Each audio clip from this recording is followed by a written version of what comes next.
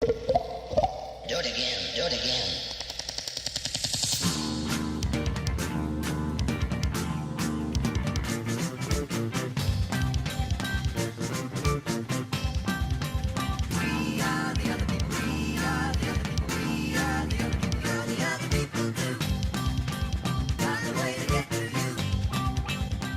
Hey, everybody, and welcome back to the Other People Podcast. I'm your host, Jordan. With me, as always, is my good friend and co-host, Andy. Hi. And joining us once again is our buddy and resident cover artist and Austin local ninja, QuickKick. How's it going, Internet? And today we are talking about top 10 favorite video games of all time. And a few honorable mentions. At least for us, anyway. Yeah, because I've always thought about, hey, because always like near the end of the year, or even the start of the new year, people will make top 10 lists of their favorite games from the year, or even a top 10 worst list of games from the year. But being that I don't really play a lot of brand new games that come out all year, namely because first of all, because I don't really have the money, nor do I really have that much of the attention for it. Yeah. I do play and collect a shit ton of games. I don't get to play a lot of them, sadly. But I figured, hey, since like the other day, QuickKick and I, we started on down the trail of a whole bunch of just talking about a whole bunch of games that we had played that we really loved, and that kind of got me thinking, let's really challenge ourselves to talk about what are our favorite video games of all time. And this comes from any genre, any generation of gaming, be it new or old or classic or whatever. Mm-hmm. So let's go ahead and get started, starting at number 10. Andy, what is your number 10 game on your list? Well, I was going to do Diablo as an entire series, but if I had to pick one, it would be the first Diablo. Okay, cool. It was just the fact that it was one of the first games that used a random generation dungeon. It just collectible. It was just a lot of fun. I could spend hours just playing that thing. Yeah. My original first introduction to Diablo was just Diablo 2. Yeah. I did own like the first two Diablo copies, and I had never really played that much of Diablo 1. And when I did, I couldn't get into it as easily as I did Diablo 2. Yeah, you kind of have to get into it first before Diablo 2. Diablo 2 kind of ruined you after that. Yeah, it's like Diablo 2 was a big improvement. Yeah, it was. All right, Andy, what is number 9 on your list? Number 9 would be Mass Effect. Oh, nice. I don't know, I just really liked the story that they had in it. Which Mass Effect are you referring to? The first one. Let's go with the beginning of it. Yeah. I like the entire series, and I like the fact that they keep the story going through the entire series, allowing you to actually, what you accomplished in the first game transfers over to the second and the third game. But the first one is just where it began, the beginning of the story, and... Yeah. I haven't played that much of the sequels. I did play quite a bit of the first one. Well, you kind of had a hard time getting into number 2. Yeah. I don't know. Well, and plus, it is the fact that, I haven't played or really gone back to them in probably about a year or so. But I did just enjoy quite a bit about Mass Effect 1. I will say the only real negative is the Mako tank. Yeah,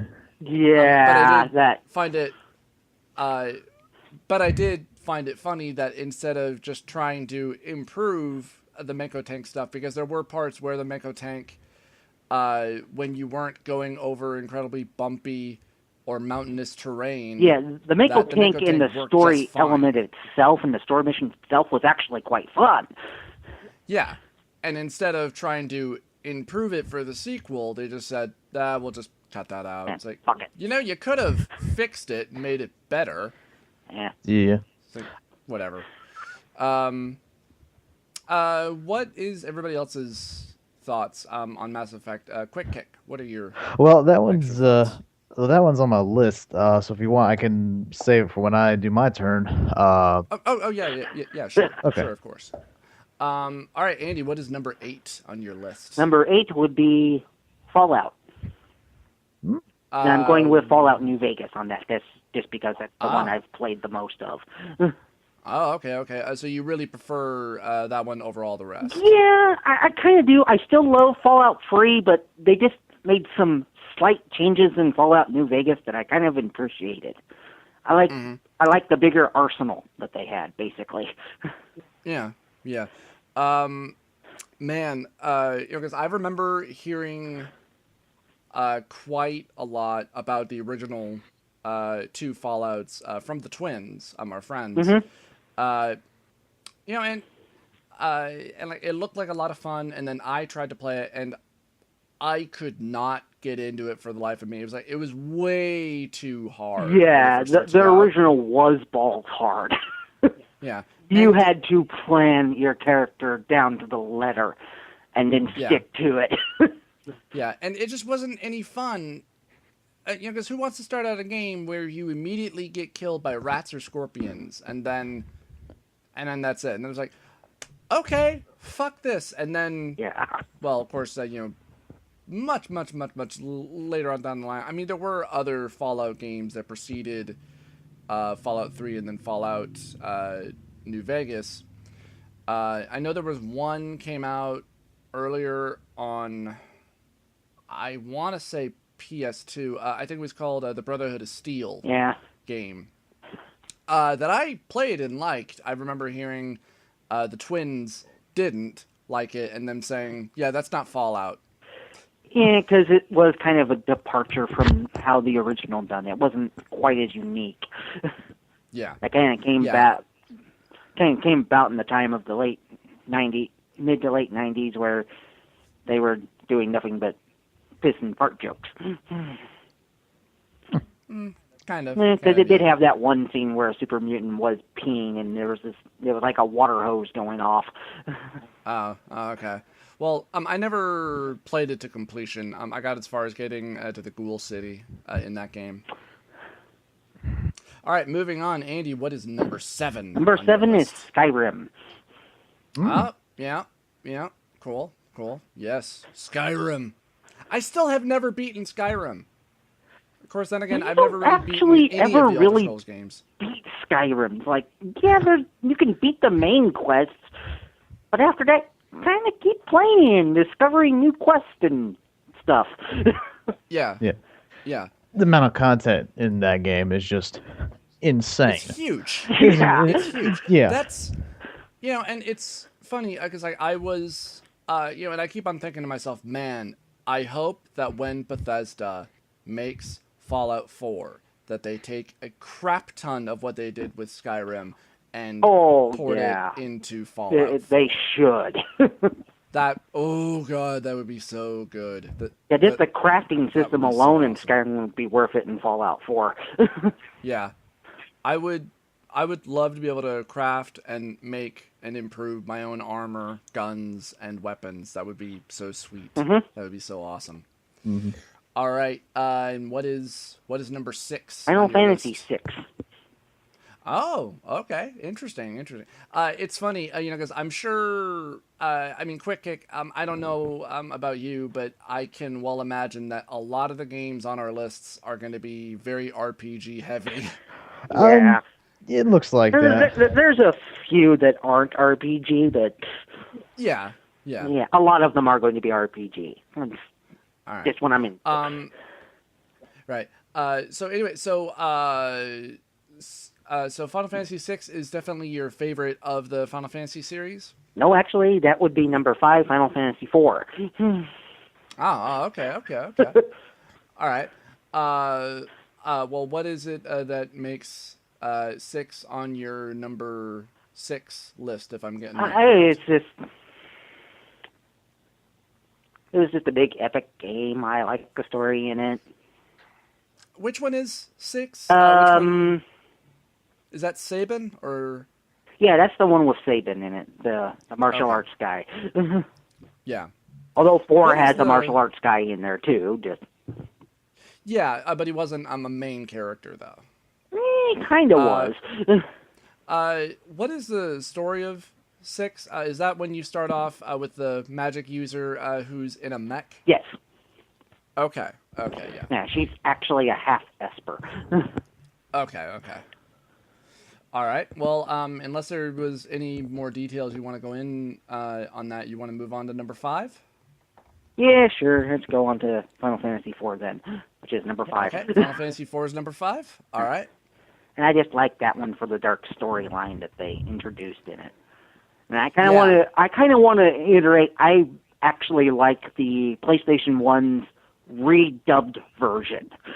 Yeah. Yeah. I don't remember that much about the Super Nintendo version, but I'm willing to bet a lot of the original dialogue was not very good. It was very kid-friendly, and they actually took out quite a few of the abilities that actually make sense later on in the story. Yeah. I believe I don't have that copy of Final Fantasy Chronicles, I believe it was called. Yeah, it's the one that came with the PlayStation 1 version of Chrono Trigger. Yeah. Yeah. And I did certainly enjoy the game, but to a point it does get pretty damn difficult because Yeah. I remember I got about as far as when you try to go back to the city and there's a 4-armed guard who joins you at first, and then you have to fight him, and then you go to the king, and I just got my ass kicked. Yeah. Old school RPG type stuff. Yeah. Yeah. All right, moving on. Andy, what is your number 4? Mega Man X. Oh, cool. I was never able to beat that one either. I was able to get to Sigma. I did, but I cheated. I used the Game Genie to do it. Oh! You dirty whore. No, that was the only way I could do it. I got about Yeah. halfway through the 8 bosses that you had to fight, mm-hmm. and Yeah. just couldn't get any further. Yeah. No, it's funny because my only real 2 favorite Mega Man games, of course, are 2, and of course, Mega Man X. And I've played a good amount of the series, but those 2 really, really stand out for me, especially. That and, like, Mega Man X, it felt like it was a little bit more grown up. Kind of a bit of an adult thing to it. Yeah, a little bit. Without, it being too ridiculous of, I'm an adult, so I'm going to swear, and, like, Mega Man's going to wear all black, and blah, blah, blah, blah, blah. Yeah, Like, no, that's just dumb. Yeah, Thankfully, they never did that. Yeah, thank God. All right, Andy, hopefully I'm keeping my numbers correct. Are we on number 3? Yes, we are. And that would be All Super right, what is your Metroid. Of course. Old classic Super Metroid. Which was really the first Metroid game I played, which was kind of surprising. Interesting. That one really does stand out in my mind, especially. Very much so. It had good graphics to it and good gameplay. Just lots to like about it. It was certainly the Metroid game that did expand the whole exploration system. Yeah, oh, especially. Yeah. And actually had some really challenging boss fights to it. Mm-hmm.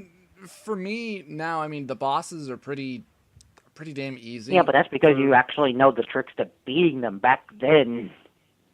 Yeah, true, yeah. True that, yo. Yeah. All right, Andy, what is number 2 on your list? The Legend of Zelda: A Link to the Past. Oh, cool. Well, yeah, I do notice a lot of people tend to, when they are asked what is their favorite Zelda game, that one does often come up.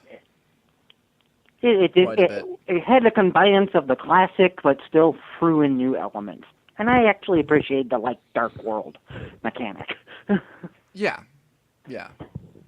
All right. Well, before we go on to your number one, what are your honorable mentions? My honorable mentions is first Mortal Kombat, and that's the one on the Xbox 360, PlayStation 3.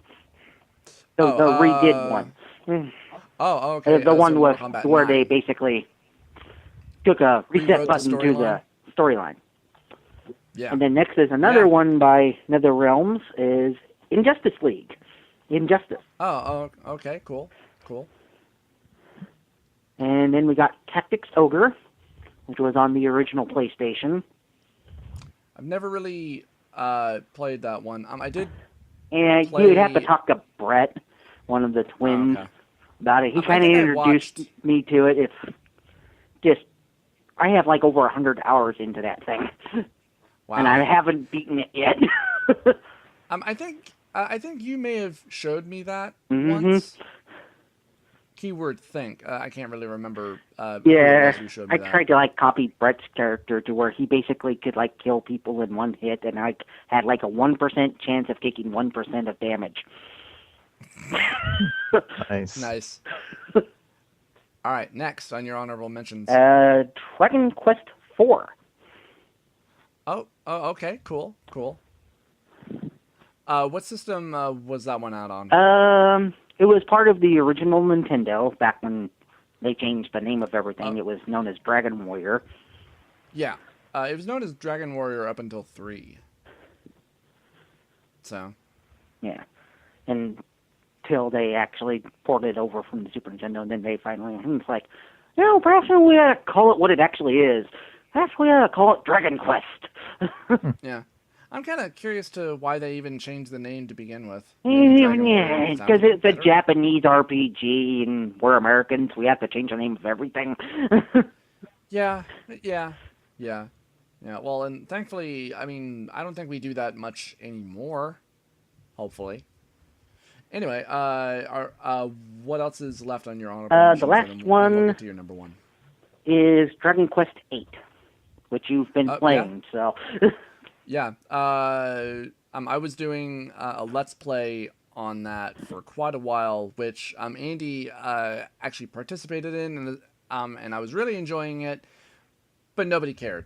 So, of course. And we did that, I think, for nearly 30 episodes until finally I said, well, I'm kind of stuck, and I think for a Let's Play, this doesn't really work, and nobody's watching. So why should I even continue this? And so I stopped. Yeah. Did you ever get past the finding the Wish Peak thing? Getting that one king to get over the death of his wife or something? I can't remember. Yeah. We did that during the Let's Play. Oh, that's right. Yeah. I just edited it down. So it didn't take because so that took 5 Let's Plays for you to finally find the place because you kept having to go back to town. I don't think it took that long, but it might have felt like it took that long. It's still, it's a really good game with a good, an interesting combat and leveling up system. It did take me a little while to figure out how you can set it so that you choose what your other teammates do. Yeah. But yeah, it's a really good game. With some really good and interesting characters. So, and I found it for a pretty reasonable price over at the local game shop that I go to that had it, I think, for maybe $20.